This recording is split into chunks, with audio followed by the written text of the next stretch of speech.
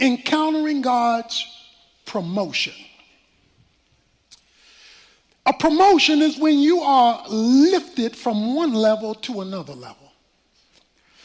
Many of you know what it is to be promoted in your job, or to be promoted in your experience, or to be promoted from the JV to the varsity team, to go through things that lift you to a higher level. In our story today from Daniel chapter 3, a promotion is going to take place. Meshach, Shadrach, and Abednego, they are going to experience a promotion, but it will not come without a trial. They're going to encounter God in a bad situation.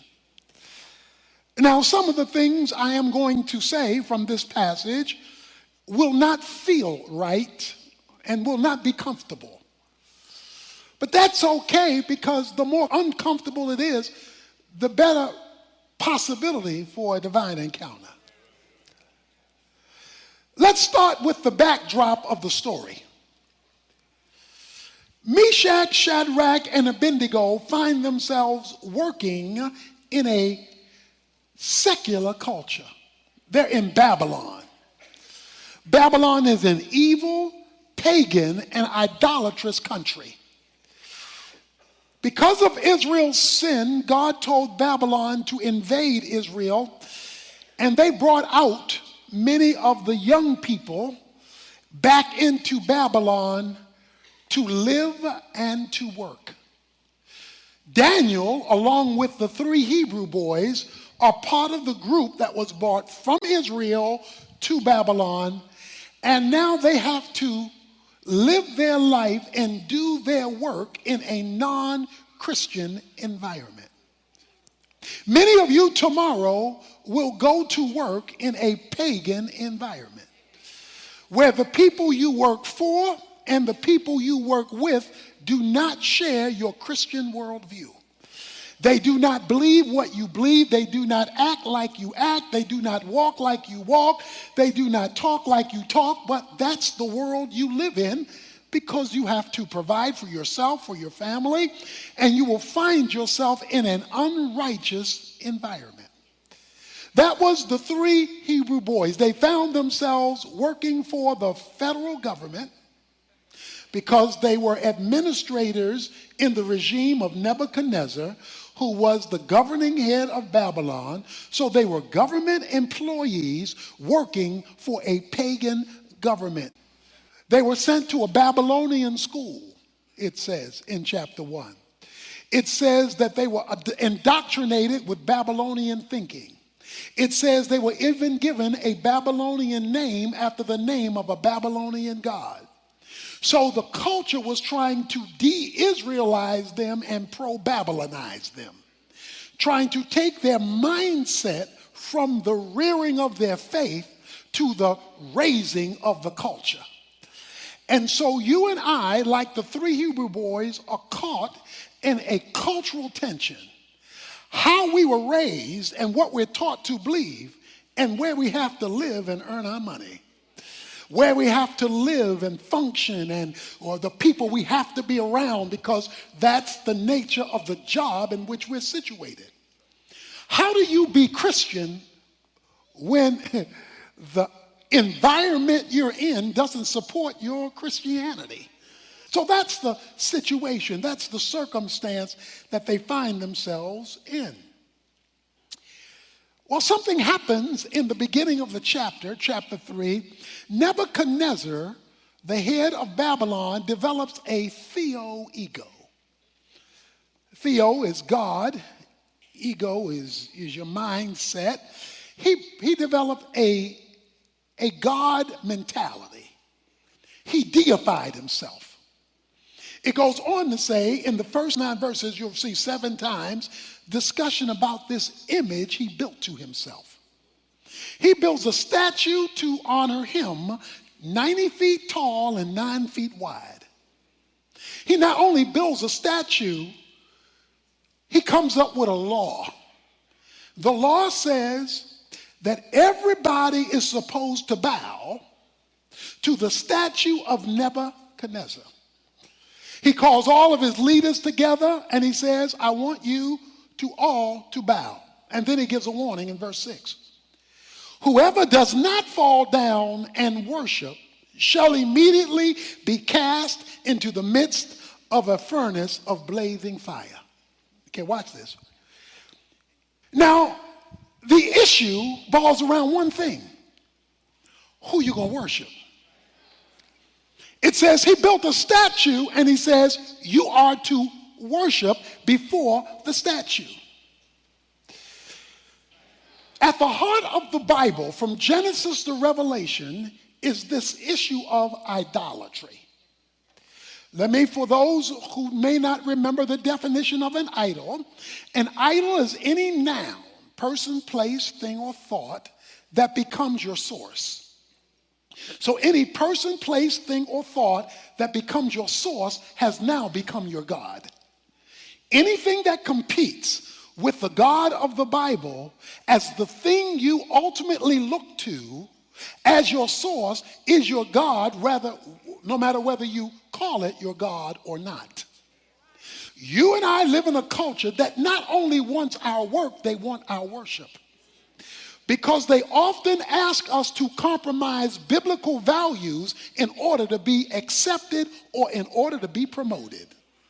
So Shadrach, Meshach, and Abednego found themselves in a dilemma, and their career was on the line. While all of this is taking place, racism reared its ugly head. A racial dilemma takes place because verse 8 says, for this reason at that time certain Chaldeans came forth and brought charges against the Jews. So some Babylonians brought charges against the Jews. They didn't like the Jews. They didn't want the Jews working at the company. And the reason they didn't like the Jews is, one, they were Jewish, and two, they brought their faith to work. See, they knew they were followers of God. So let me ask you a question. If you were accused of being a Christian on your job, would there be enough evidence to convict you? Or would you be found innocent of all charges? Because your faith is very vague. You know it, but nobody else does. They were clearly followers of God, and they were Jewish. They could not condemn them because of their work, so they had to condemn them because of their faith.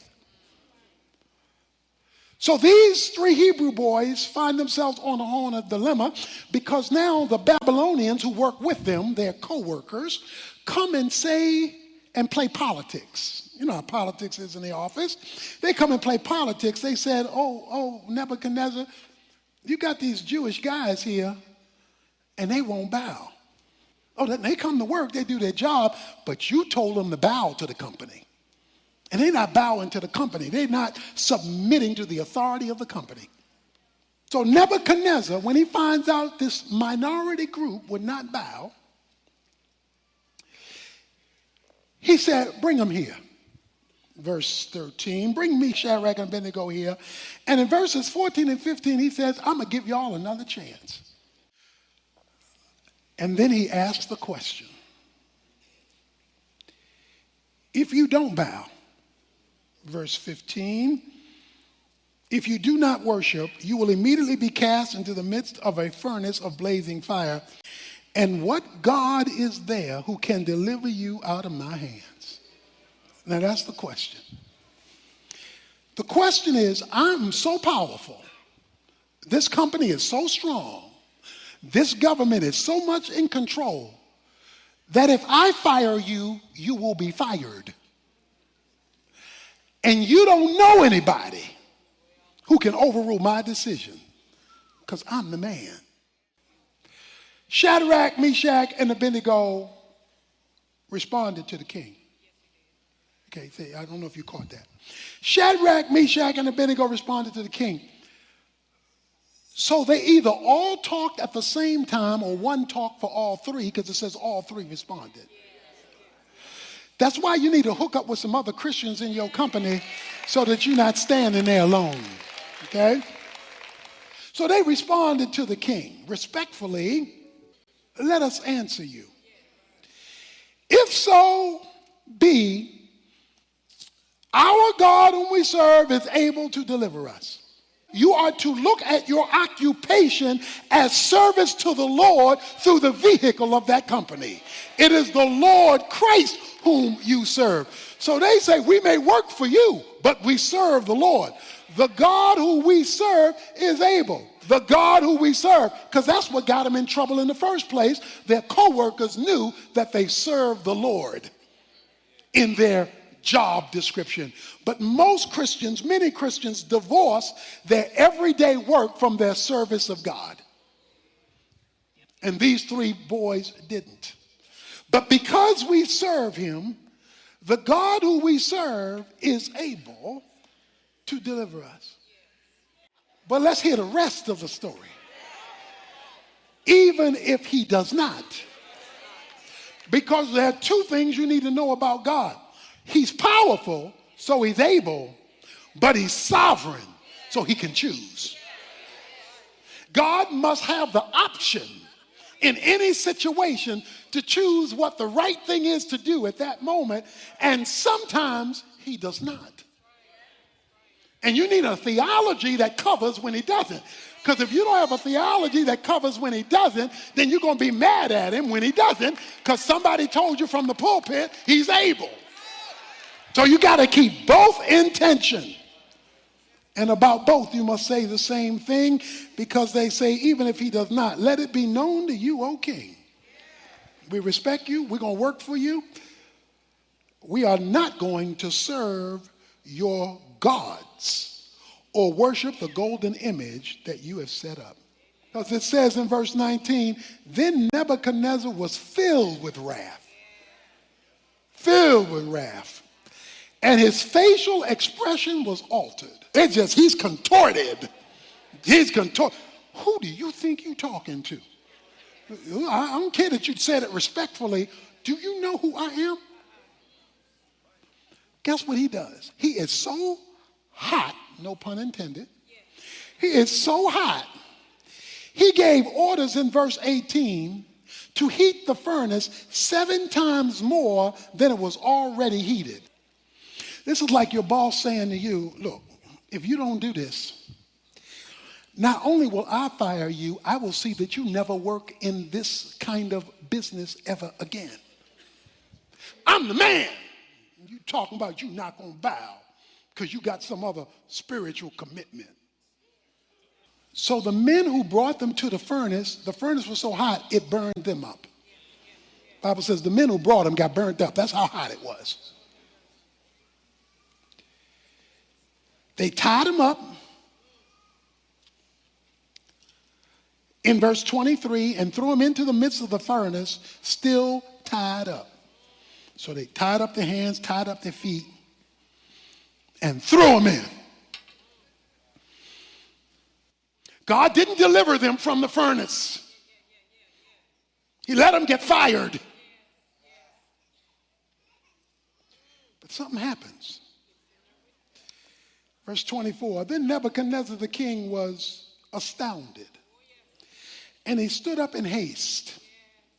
He said to his high officials, was it not 3 men we cast bound into the midst of the fire? Come on now, help me with my math. Wasn't it 1, 2, 3, Meshach, Shadrach, and Abednego? They replied to the king, well, certainly, king, we put 3 guys in there. He said, well, come here. Look through this glass. Look, verse 25. I see 4 men loosed and walking around in the midst of the fire without harm, and the appearance of the 4th is like a son of the gods. Okay, see, you could preach right here. He says, we put in 3, right? Yeah, we put in 3. Well, how come, and we tied him up, right? Yeah, we tied him up, okay. Well, why am I seeing 4? So if we put in 3, why 4? And how they walking around when we tied them up. No, nobody burnt, nobody. Okay, watch this.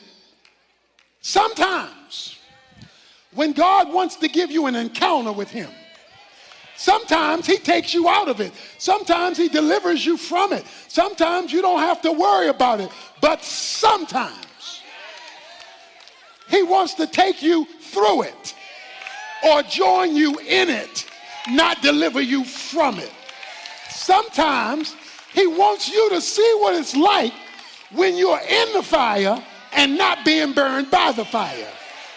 You're in the bad situation at work and he's working right beside you. He says, I see four, and the fourth one I see looks like somebody straight from heaven. Sometimes heaven wants to join you in a bad situation without taking you out of it. He just gonna join you in it. But whether he takes you from it or joins you in it, you have an encounter with the living God, because you're supposed to be all shook up, all tied up, all screaming and hollering and worried and depressed. And here you are walking around the fire. Here you are strutting around the fire. Here you are moving around the fire. They messing with you at work and you still walking. They criticizing you at work and you still praising. They making it hard for you and you still getting it on. Why? Because you know you're not by yourself.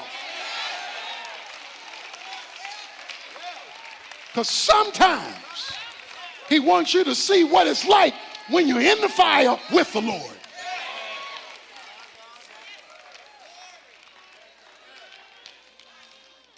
Why? Why, God? Why are you going to do this?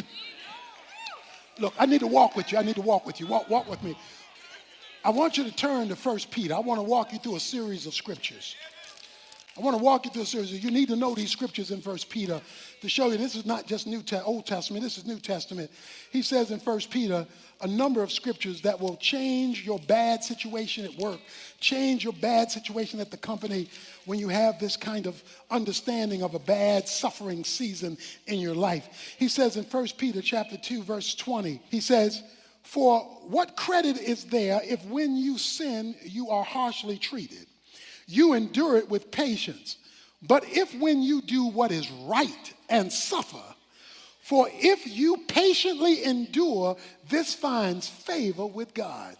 So if you're doing right and taking your stand, you're making God happy and you're finding favor with God even though you're suffering. Look at chapter 3, verse 14.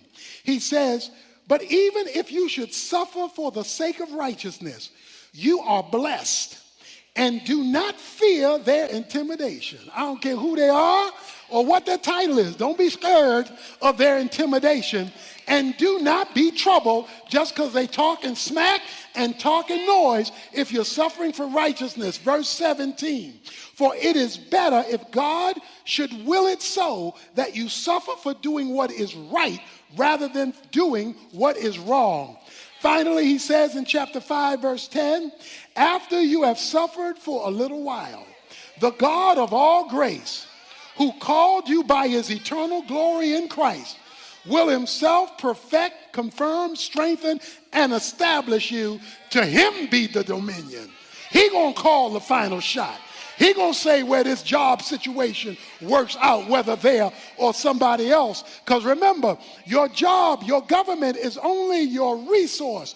It is not your source. Working at Trailways, I was loading and unloading buses. They came to me because they had a scam. The scam was when people went out for lunch, then somebody else would punch them in after an hour, even though they may stay out 3 or 4 hours and hadn't been punched in. And so you rotated, and somebody did that for you.